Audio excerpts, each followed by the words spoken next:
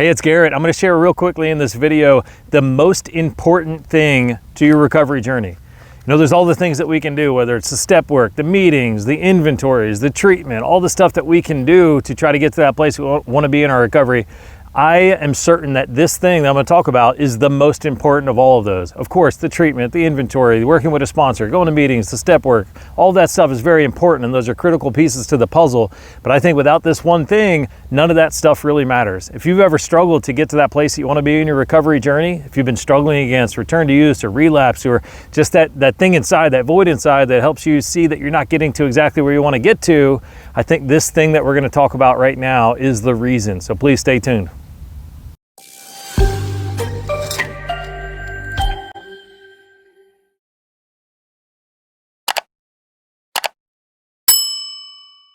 All right, so this thing that is so important that I want to talk about and I want us to visit for a moment is the concept of self-care.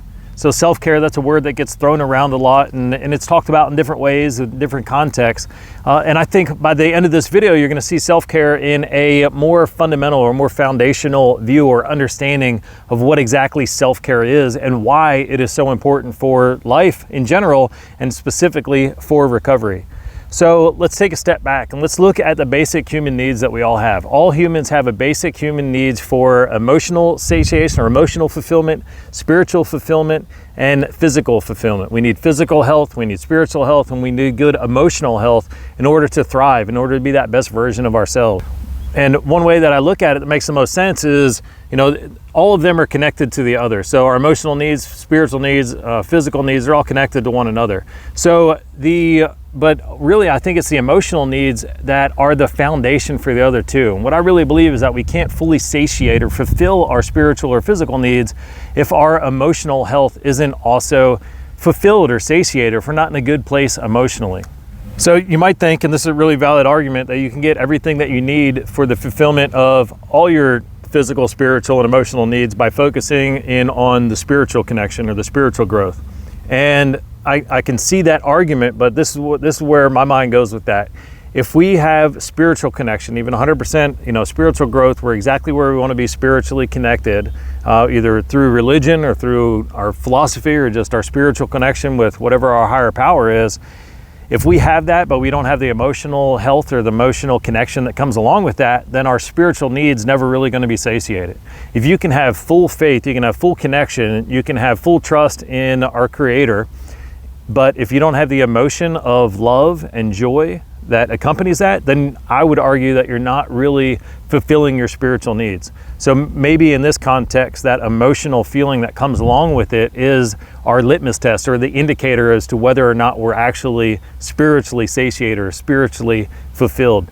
You might have an intellectual understanding, it might be more of a cognitive thing that you can understand the context or the spiritual connection that you have, or the spiritual, the relationship that you have with your spiritual needs.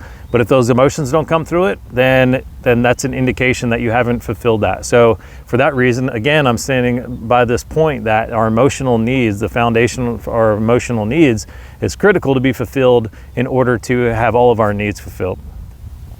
Now, for our physical needs, I say the same thing. So we have physical, biological needs as animals, as human creatures.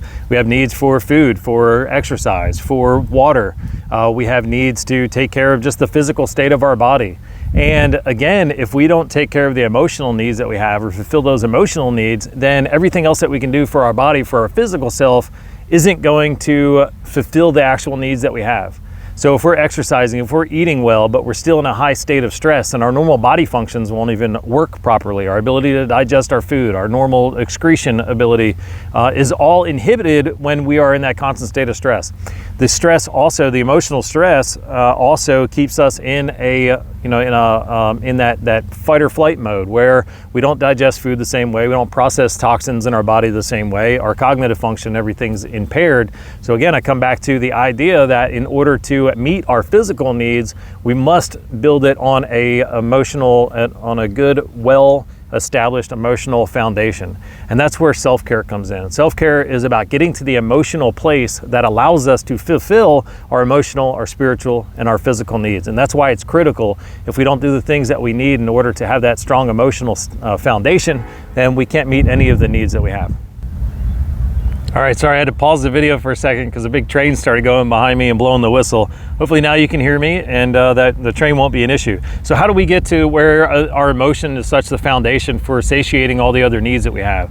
Well, it really happens at birth. So when humans are born, our emotional operating center, our emotional center of our brain is the first to come online. The amygdala is the first thing that comes online. And the experience that we have as our brain is developing and as our body is developing is purely emotionally driven. If we feel abandoned, then that triggers us emotionally. If we feel, if we have a hunger and it's not taken care of, that triggers us emotionally. So we really learn to navigate the world primarily by our emotions and making sure that all of our comforts are met. And even at that stage, we don't have the ability to emotionally regulate. That's why we rely a lot on our caretakers to help us with that emotional regulation, feeling that everything is safe. So that happens even before the rest of our brain starts kicking online. Now let's look at a normal journey into the struggles with addiction, whether a substance or a behavior. A lot of times what opens the door for those struggles is an emotional inability to deal with what's going on in our life. Or there's so many negative emotions, either one negative event that happens or just accumulation of a lot of stressful situations that becomes too much for us to deal with without a mechanism to numb or to temporarily escape from that emotional pain that we're feeling. And that's the journey into addiction for a lot of people, if not for everybody. The problem is, as we numb those emotions in the moment with whatever our substance or behavior of choice is, as we numb those emotions, we also start to inhibit our ability to deal with negative emotions. So the thing that helps us survive the moment also inhibits our ability to survive future moments. It's a lot like, I use the metaphor a lot of taking our hand and tying it behind our back. If we were to do that for years, as many of us have many years in the active use of a substance or behavior to deal with our emotions, if we tied it behind our back for years, the muscles would atrophy. Our ability to use that arm would also diminish over that period of time. So now in recovery, when we're freeing ourselves, when we're freeing our emotional state from being inhibited or being numbed all of the time, the capacity to deal with some of those negative emotions is inhibited for a while. That's why it's a journey into our recovery, to learning how to deal with life on life's terms again, without running away or without escaping or without numbing those problems that come up. So that's a huge stretch for a lot of people. That's a very difficult thing to work through for everybody. And then there's some other things that are going on that really affect that emotional well-being, that emotional safety, that kind of compound this issue. So in recovery, when we start that recovery journey, we have to feel emotions for the first time in a long time. We have to feel them very raw and very, they can be very abrasive or very,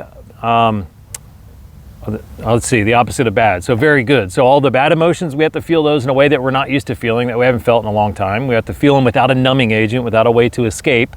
And all of the good emotions that we feel, they're going to be much more intensified because, again, we don't have that numbing agent, that thing that's bringing those emotions down. So not only are we dealing with a lot of emotions that will finally be coming up, a lot of repressed fears, angers, frustrations, resentments, things that we've been bottling up for a period of time.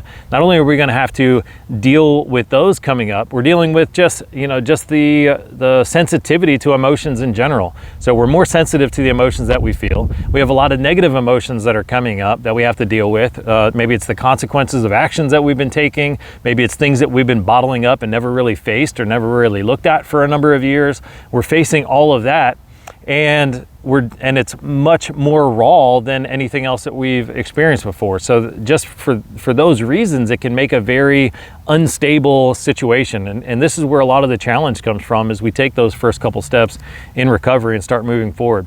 There's another thing that I've read or that I've learned about people who have struggled with addiction. So back in the 80s, they identified what they suspected was an addiction gene because they noticed a strong correlation between people that had this gene or had this variant and people that struggle with addiction. Well, there was a study that came out much later, I think sometime within the last 10 years. I read it once and I haven't been able to find it again to reference it, but as soon as I do, or if somebody watching this video knows what I'm talking about, please drop it in the comments below, because I'd love to be able to share that with other people and revisit this. But this study that has come out more recently in the last 10 years, I believe it was a study that was taken in Australia. What they realized was that this gene that they thought was an addiction gene wasn't necessarily an addiction gene, it was more an emotional sensitivity gene. And what the theory is that people that struggle with addiction, it's not because they're genetically predisposed to addiction, it's because they're genetically more sensitive to the emotional ups and downs of life. And what they theorize is that it's not the challenges of life or the struggles of life that creates the addiction for them, but it's because they feel emotions so much more intensely than other people feel emotions. And that makes a lot of sense. If somebody is going through the normal, ups and downs and challenges and bumps and bruises of life, but they're feeling everything at a much more extreme way, then for that person, that individual, to expose themselves to a substance or behavior that helps deal with that, they're going to get much more relief from that pain than somebody else who didn't have that same kind of sensitivity. And with this theory, it also shows correlation between why artists and why creative people have much higher percentages, or much more likely to struggle with addiction, because if that emotional sensitivity gene is true, that's where a lot of artists and creative types drive that creativity from, because they're much more in tune with the emotions of life. They're much more influenced or driven by the emotional things that they see. It can help spark that creativity and help them, a lot of that creativity can come from that. So that, there's the correlation there makes a lot of sense as to why somebody who struggled with addiction, maybe they just were more emotionally sensitive to begin with, which only makes it that much more challenging in recovery, because they're feeling emotions much more intensely than what normal people or average people feel emotions because of that genetic variant. Another thing to appreciate or really understand about humans is that we're animals that are meant to live in a herd. We're tribal creatures, so we're supposed to live, and we only thrive when we have connections with other individuals. Well, part of our biology that helps facilitate that is our emotional connection to other people. We literally feel and are affected by the emotions of other people. And you've experienced this. If you've ever been in a room before and somebody comes into the room and they're irate and they're screaming and they're throwing things around, you can feel the tension in your own body and the tension in the room change. Similarly, if somebody comes in and they're very peaceful and calm or smiling or laughing, that also changes the energy of the room. Humans are hardwired to connect with other humans on an emotional level. This is for our safety and for our survival and for our ability to thrive. But the reason this is very important to understand is because not only in our recovery journey are we having to deal with our own emotions that are coming up, but we're also picking up a lot of the emotions of other people. And if we're around people that are angry or frustrated or upset, we're taking on some of that emotional energy and we're adding it to the stuff that we're already trying to deal with coming up from our own experience or from our own life and the emotions in our own body. So I think of it sometimes as like an emotional Swiffer. So if you've ever used a Swiffer to clean a floor, you take a clean pad, you put it on the bottom of the Swiffer, and you clean the floor with it. You look at it, and then it's just covered with dirt and hair and grime. That can be us emotionally as we go out into the world, as we go through life. If we're in the rooms and we're listening to other people that are really angry or really frustrated or sharing a lot of resentments, we're picking up little pieces of that. If we go into a store and there's somebody that's irate, somebody that's frustrated, or employee, or we interact with somebody in our family, interact with somebody in our workplace, we're picking up little pieces of their negative emotions, and that's more that's piling on top of us that we have to deal with when we're still just trying to deal with the own emotions that we're coming up with, that we're feeling much more sensitively or much more raw than what we're used to. So this is where self-care comes in. Self-care, what I understand, self-care is just anything that we can do to help discharge some of those negative emotions, but the stuff that's coming up in us that we need to deal with and process in a healthy way, and the negative energy that we're picking up from our experiences, from a lot of the stuff that we're doing. If you're doing self-work, if you're looking at doing a personal inventory, that's going to bring up a lot of negative emotions. If we're facing some of the consequences of the situations that we've created with our active use or with our reliance on substances or behaviors, that's going to create a lot of negative energy. And then in this emotionally sensitive place, as we're out in the world, we're going to be picking up a lot of that, a lot of things in ways that we're not used to feeling before. So maybe before, because we were emotionally numbed or because we were escaping our own emotional feelings, we wouldn't pick up the energy as much from other people. But because we are more sensitive, because we're in a more sensitive and vulnerable place emotionally, we're going to be picking up a lot more of that. This is where the self-care is so critical. So self-care, I understand, is just a mechanism or an activity or a way that we can discharge some of that negative energy, that we can clean that Swiffer pad and get some of that stuff off us that just isn't serving us, isn't helping lift us up and get us to that place that we want to be in our recovery. And for everybody, self-care is going to be something that's different. Maybe there's some different things that you love the most that help you deal with that energy. For me, being in nature is certainly one of those things, and I can feel it. I can feel the difference. If I haven't been outside much recently, I feel a difference in my body, and I feel like I'm taking on the weight of the world, and I feel, the heaviness on my shoulders and the heaviness in my heart. I feel that, and it's a reminder to me to get back out there. That's why I'm doing this video in nature, because this is where the idea came to me, and this is where I really wanted to share this message. So nature is my place. There's some other activities that we can do, whether it's a creative endeavor, just process. Creativity is beautiful because it allows us to process, to tap into and to process some of the emotions that we have, whether you're doing some kind of art therapy and using it to process emotions or better understand or digest emotions, or whether you're in that creative place where you're actually moving the energy through you and creating something new. There's something to understand about emotions. One way to think of emotions is as energy in motion. So emotions aren't good or bad. Emotions are just a signal to us to let us know something. If a bad emotion might be a signal to us to change the environment or change the situation that we're in. If we're feeling that fear or worry or concern, that can be an emotion to indicate that we need to make a change. Positive emotions can be good confirmation or affirmation that we are doing some of the right things, or we're around the right people, or we're in the right place. But these emotions are supposed to be signals to us. They're not supposed to linger. They're not supposed to stay around. So some of what I've read is that an emotion, if it's not held onto or if it's not resisted, a normal life of an emotion is about 90 seconds. So when you feel that anger, if you just notice that anger and let it flow through you, it will be gone from your body in about 90 seconds. But the reason they stick around so long is either we hold on to it, we bottle it up, we resist it, we avoid it, we pretend it's not there. All these things help those emotions stick in our body and make them linger for so much longer.